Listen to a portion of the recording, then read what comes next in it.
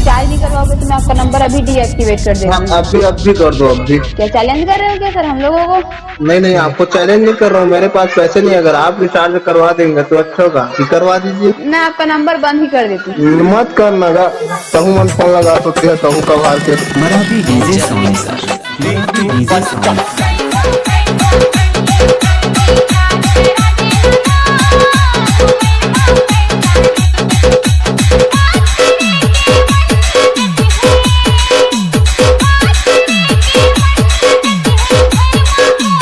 भारी लिपस्टिक लगा है तेज कर दे रे नाचो।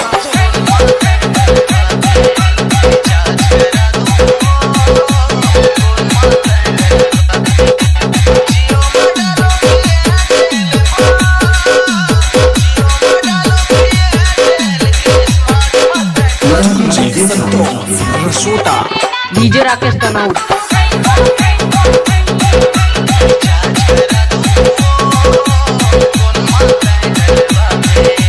डीजे राकेश तनाउट। डीजे राकेश तनाउट।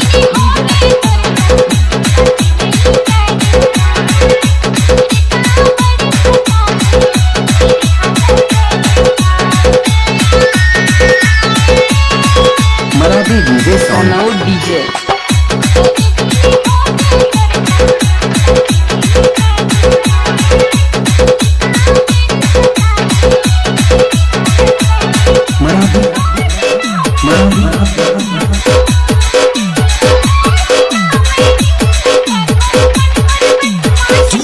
संतोष रसूटा।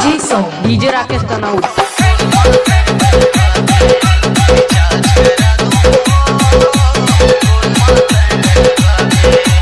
डीजे राकेश तनाउट। डीजे राकेश तनाउट।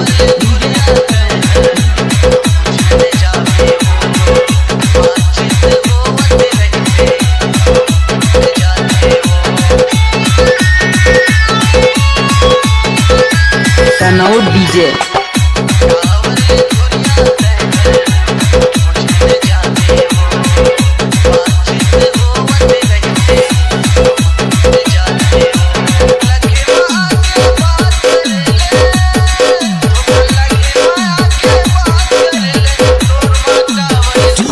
संतोष रसूटा।